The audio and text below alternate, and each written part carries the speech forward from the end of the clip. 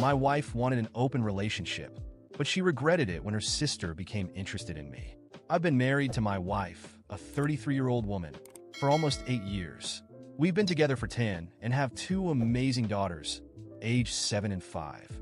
Honestly, I thought everything was pretty solid. I mean, of course, we weren't in the honeymoon phase anymore, but who is after 8 years and 2 kids, right? We had a normal marriage. Sometimes we argued over silly things, like me leaving my work boots in the living room or overspending on Amazon, but nothing serious. I work in construction management. I started as a regular worker, worked my way up, and now I make good money. She has a corporate job that she seems to enjoy. We bought a house 3 years ago. The girls are doing great in school. We even got a dog last year. Basically, we were living the typical American dream, you know?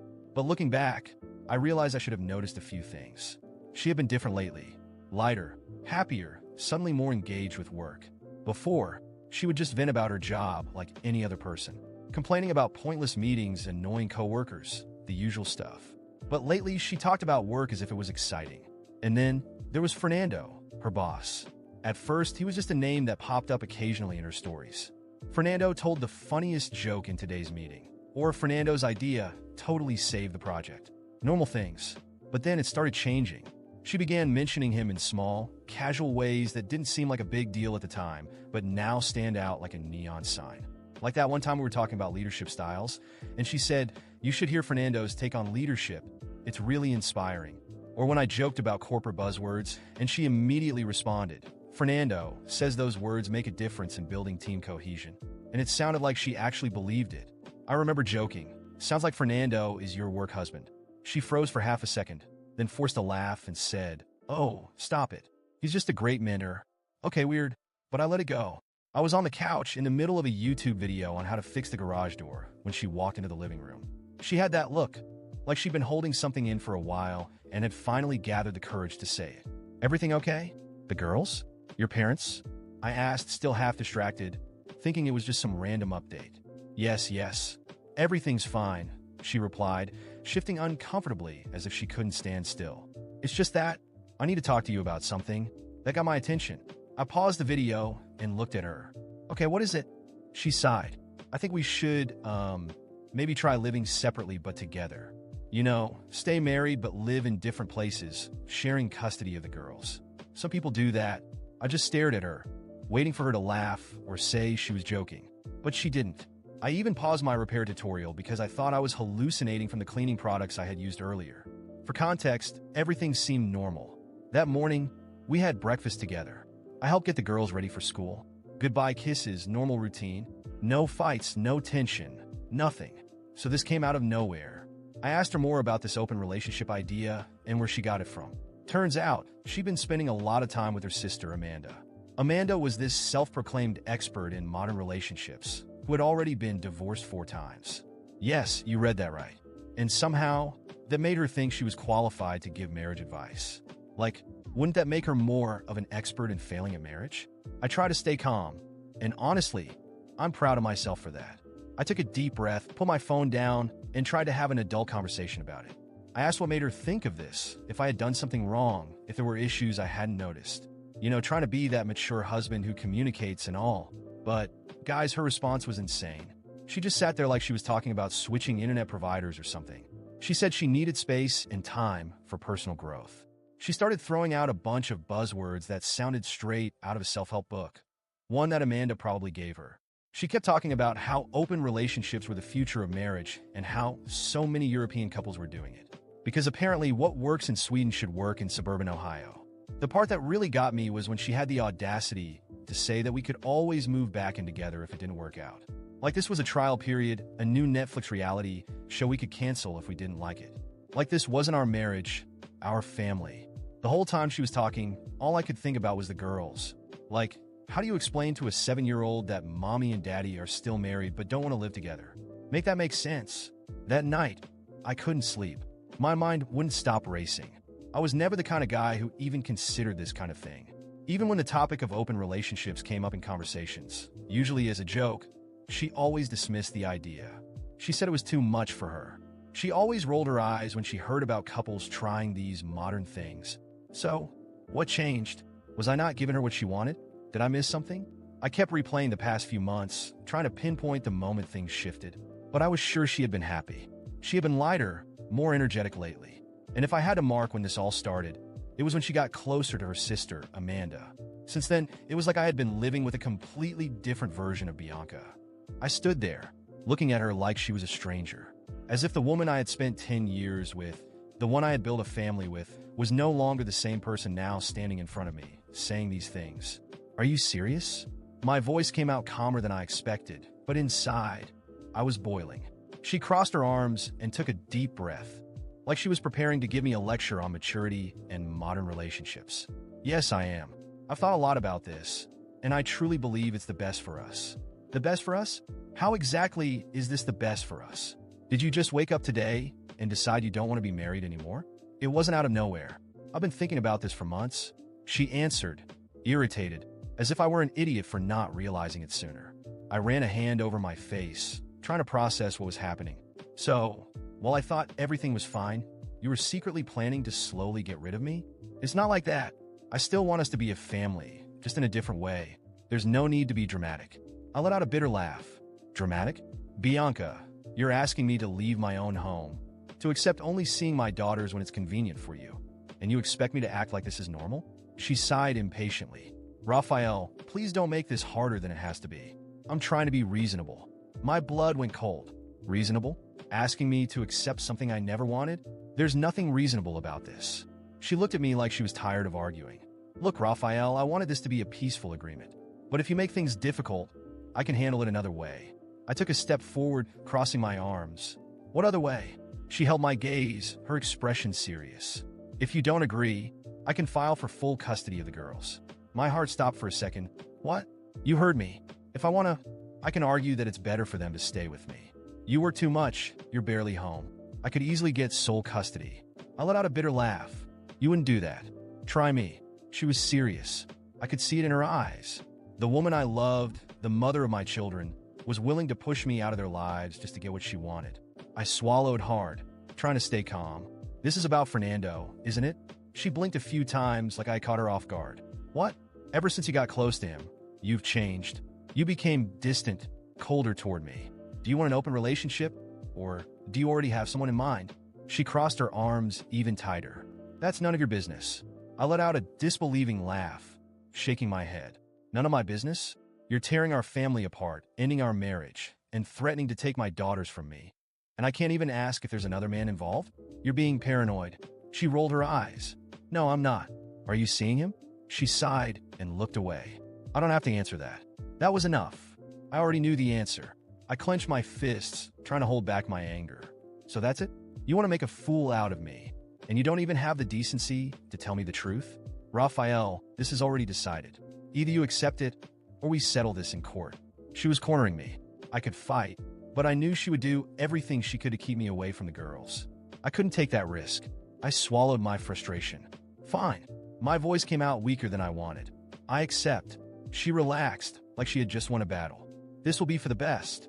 A week later, I moved out. I rented a small apartment near the girls' school to make visits easier. I tried to convince myself that it was for the best, that I could still be a present father. But inside, I was shattered. At first, Bianca pretended everything was normal. She sent messages about the girls, talked about schedules and school events. But little by little, the facade crumbled. It didn't take long before I found out she was with Fernando. At first, it was just suspicions, small details. The girls mentioning that mom's friend had come over for dinner. Offhand comments that made me uneasy. But the final blow came through social media. She started posting, smiling pictures, dinners, trips, small moments that made everything obvious. And there he was, Fernando, standing beside her with a satisfied smile, like he had stepped into the life I had built. Each post was like a punch to the gut. I tried to ignore it, to tell myself it wasn't worth the pain. But it was humiliating. Everyone saw it. Our friends, our family, even distant acquaintances. Everyone drew their own conclusions. I wanted to believe she would at least have the decency to keep it a secret. But no, she didn't care how I felt. And the worst part? The girls were caught in the middle of it all. They didn't fully understand what was happening, but they knew something had changed. And me? I had to smile, pretend I was fine when I picked them up on weekends, act like my life hadn't crumbled in front of everyone. But inside, all I felt was rage. Rage at her. Rage at Fernando. Rage at myself for giving in. But one thing was certain. This wasn't over. Maybe I had lost the battle, but the war was far from finished. I spent days obsessing over all of this. The humiliation wouldn't go away. Every time I picked up my phone and saw another post of Bianca with Fernando, it felt like a punch to the gut. She wasn't even trying to hide it. She didn't care. She wanted me to see it. The thought kept pounding in my head. Why? Why had Bianca, who always rejected this kind of thing, who used to say that modern couples were just making excuses to cheat, suddenly changed overnight? And then an idea hit me. Amanda. She was the turning point. Ever since Bianca started spending more time with her, everything had fallen apart. If anyone could explain what was going on inside my wife's head, it was her own sister. I had her number. I stared at my phone, hesitated for a few seconds, then finally typed the message. Amanda, I need to talk to you about Bianca. Can you come over tonight? She didn't reply right away. When she did, it was short and direct. Okay, send me the address. I sent the location and waited. Night fell, and around 8 o'clock, Amanda arrived. I opened the door, and she walked in like she already knew exactly why she was there. So, she looked around the apartment. This is your new place? Yeah, it's nothing fancy, but it works. I closed the door and got straight to the point. I want to understand. I want to know why you put this idea in Bianca's head. She raised an eyebrow and crossed her arms. Raphael, do you really think I forced Bianca into anything? She's a grown woman. I just introduced her to a different way of looking at relationships, something a lot of people do. She made the decision. Don't give me that, Amanda. I shot back, feeling my patience wearing thin. Bianca would have never thought of this on her own. She always criticized this kind of thing. Amanda sighed and sat down on the couch. People change, Raphael. Maybe she realized she wanted more freedom, that she needed a different kind of relationship. I let out a bitter laugh. Freedom? This isn't freedom. It's just an excuse to cheat. Do you really think this is fair? I never gave her a reason to do this. I was never a bad husband. Amanda looked me straight in the eyes. And she was never a bad wife. I felt the anger rise inside me. Wasn't she? Then explained to me why she's flaunting Fernando now like I never existed. She stayed silent for a few seconds. Look, I didn't know she was going to do that. That's on her. But maybe, Raphael, it's time for you to stop torturing yourself and move on. Move on how? Amanda, she destroyed my life. She gave a small smile. You'll figure it out. The conversation stretched on for hours. I still didn't feel like I had all the answers. I glanced at the window and realized it was pouring rain outside. It's dangerous to drive in this storm. I murmured, if you want, there's a spare room. You can stay here tonight. She studied me for a moment, as if weighing my offer. All right, thanks. I grabbed an extra blanket and showed her the guest room. Amanda settled in, and I went to my bedroom, exhausted. I lay in bed, but my mind wouldn't shut off. I was still filled with anger, with frustration, until in the middle of the night, I felt a light touch on my shoulder. I opened my eyes and saw Amanda standing beside my bed, wearing only the oversized t-shirt I had given her to sleep in. Her gaze was intense, determined. Amanda, what is it? She leaned in a little closer. I have a solution to your problem. She murmured. I frowned, still groggy. What are you talking about? She gave a slight smile. Revenge. Bianca is with Fernando without a second thought, isn't she? So, why don't you do the same? My breath caught in my throat. Amanda, that doesn't make sense. You think sleeping with you is going to change anything? She shrugged. Why not? Bianca embraced this new lifestyle, didn't she? Technically, there wouldn't be anything wrong if you and I got together. I swallowed hard. Raphael, you deserve this. You deserve to feel like you're still in control. She sat down on the bed next to me, her dark eyes locked onto mine. Do you think Bianca feels guilty? Do you think she cared about how you felt seeing her with Fernando? I didn't answer. Then why should you care? There was something about the way she spoke that hit me directly. I was tired of being the one humiliated. Bianca did whatever she wanted without looking back. I was still here, suffering, dwelling on everything, while she was living her new life without a shred of guilt. Amanda slid her fingers across my face, tilting my chin toward her. It makes sense, doesn't it? And then it happened. It was a whirlwind of anger, desire, and a need to prove something to myself. I didn't think. I let it happen. That night, all I wanted was to forget. Forget the pain. Forget the humiliation. Forget everything. And Amanda was there, willing to help me do exactly that. When morning came, she was still beside me. The room was silent, and for a moment I felt a crushing weight in my chest. What the hell had I done? I sat up in bed, running a hand over my face. Amanda woke up shortly after and looked at me with a satisfied smile. "Do you feel better?" I didn't know how to answer. Part of me wanted to say yes, that I finally felt like I had taken back some control. But another part of me knew that none of this changed what Bianca had done. Amanda stood up, grabbed her clothes, and before leaving, she gave me one last look. "Now you understand. The world keeps turning, Raphael. You can choose to stay stuck, suffering, or you can move forward." She walked out of the room, and I sat there, my mind racing. Maybe Amanda was right. Maybe I had spent too much time trying to understand Bianca, trying to find answers that no longer mattered. Maybe it was time to stop looking back. That morning, as Amanda walked out of my apartment with a satisfied smile on her face, I sat on the bed, lost in my own thoughts. I never thought I would do something like this. I never imagined that one day, I would find myself in the same situation that once filled me with rage. But to my surprise, I didn't feel guilty. On the contrary, for the first time since Bianca destroyed me, I felt like I had regained a bit of control. It was as if I had stepped out of the role of the victim and was finally playing the same game. In the days that followed, the thought lingered in my mind. I tried to convince myself that it had been a moment of weakness, something that happened on impulse. But deep down, I knew that wasn't true, because the more I thought about it, the more I liked the idea. So, a week later, I sent Amanda a message. "Got any plans tonight?" She replied within minutes. "Nothing I can't cancel." "What's on your mind?" I typed without hesitation. "Come over." And she did. That's how it started. A constant affair with Amanda, Bianca's sister. She started coming over more often, and it became part of my new routine. At first, I tried to convince myself that it was just a distraction, something temporary. But as our encounters became more frequent, I realized that I actually enjoyed being with her. Amanda was different from Bianca. She didn't demand anything from me, didn't pretend we had something deeper than what it was. It was simple. No drama, no fights. When she was with me, I didn't think about Bianca. I didn't think about Fernando. I didn't think about anything but the moment in front of me. But like everything that seems too good to last, this didn't stay a secret for long. I don't know exactly how Bianca found out. Maybe the girls mentioned something without realizing it. Maybe someone saw us together and told her. Or maybe she just felt it. But one day, she showed up at my door, furious, her face red with anger, gripping her phone so tightly it looked like she was about to crush it. "So this is what you've been doing?" She screamed, not even waiting for me to fully open the door. "You're sleeping with Amanda?" I stared at her for a moment, saying nothing. I didn't even bother denying it. "And if I am?" Her eyes burned with fury, but it wasn't just the anger of a betrayed wife. It was something deeper. "You're a disgusting bastard. How could you?" With my sister, I crossed my arms, keeping my composure. "Funny, isn't it?